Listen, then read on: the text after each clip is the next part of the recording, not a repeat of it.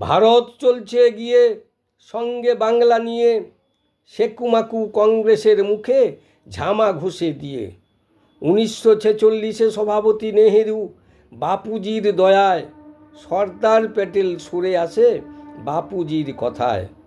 ভারত চীন যুদ্ধে ভারত হেরে গেল, আকসাই চীন নেহেরু চীনকে দিয়েছিল। সর্দার ভাই প্যাটেল যদি সভাপতি হতো, ভারতবর্ষের এমনতর দুর্গতি না হতো। নতুন ভারত উঠছে জেগে স্বমহিমায়, ভুলছে না আর ছেঁদো কথায় গান্ধী মহাত্মায়। নতুন বাংলা হবে এবার, আসছে শিল্পের জোয়ার।